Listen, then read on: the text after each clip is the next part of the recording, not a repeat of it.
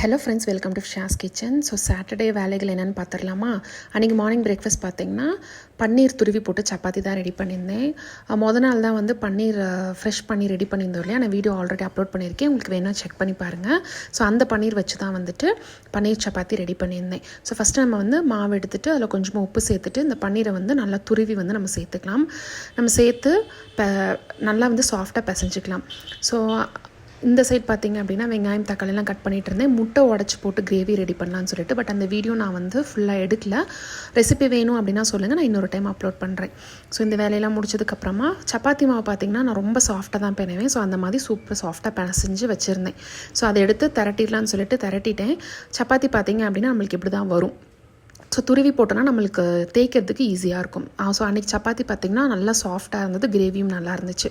So கையோடு வந்துட்டு நாள் வந்து மாவு தோசை மாவுக்கு வந்துட்டு அரிசிலாம் ஊற போட்டிருந்தேன். ஸோ அதை வந்து ஆட்டி எடுத்துடலாம் அப்படின்னு சொல்லிட்டு அதுக்கான வேலைகள் தான் பார்த்துட்டு இருந்தேன். நான் பார்த்திங்க அப்படின்னா எப்போ வந்து மாவு அரைச்சாலும் ஏதாவது ஒரு இந்த கம்பு, சோளம், இல்லை வந்துட்டு மாப்பிள்ளை சம்பா அரிசி, இந்த மாதிரி அரிசி வகைகள் ஏதாவது ஒன்று இதில் ஆட் பண்ணிப்பேன். இப்போ வந்து 2 டம்ளர் ரேஷன் அரிசி சேர்த்தேன் அப்படின்னா அது கூட பார்த்திங்கன்னா 1 டம்ளர் கண்டிப்பாக இந்த மாதிரி ஏதாவது ஒரு அரிசி வகைகள், இல்லை கம்பு, சோளம், இந்த மாதிரி ஏதாவது ஒன்று இருக்கும்.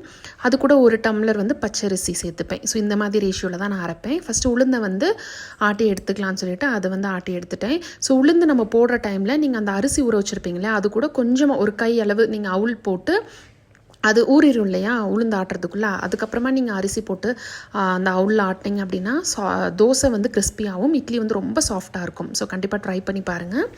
ஸோ இப்போ பார்த்திங்க அப்படின்னா அரிசியும் போட்டுடலாம் அப்படின்னு சொல்லிட்டு கையோட அரிசியும் ஆட்டி எடுத்துட்டேன். ஸோ அன்றைக்கி வந்துட்டு பெருசாக வேலை எதுவுமே இல்லை.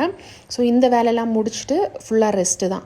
ஸோ அதுக்கப்புறமா பார்த்திங்க அப்படின்னா இப்போ நான் அடுத்த வீடியோ வந்து ஃப்ரிட்ஜ் க்ளீனிங் வீடியோ நான் அப்லோட் பண்ணுறேன். ஆக்சுவலாக அது வந்து நான் வந்து சண்டே எடுத்த வீடியோ தான். அதுக்கு பார்த்திங்க அப்படின்னா ஃபஸ்ட்டு ஒரு ஹாட் வாட்டரில் லெமனை ஸ்க்வீஸ் பண்ணி வச்சுப்பேன். ஒரு கிளாத் எடுத்துகிட்டு அந்த கிளாத் அதில் டிப் பண்ணிவிட்டு ஃப்ரிட்ஜை ஃபுல்லாக டீப் க்ளீன் பண்ணி எடுத்துட்டோம் அப்படின்னா அந்த ஸ்மெல்லும் இருக்காது, க்ளீனாகவும் இருக்கும். ஸோ உங்களுக்கு தேவைப்பட்டால் லைட்டாக வினிகர் கூட ஆட் பண்ணிக்கலாம்.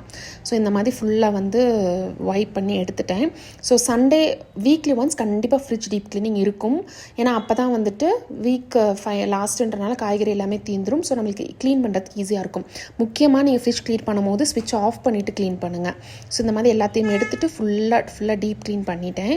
ஸோ அந்த லெமன் போட்டு நம்ம டீப் க்ளீன் பண்ணும்போது ஸ்மெல்லே சூப்பராக இருக்கும்.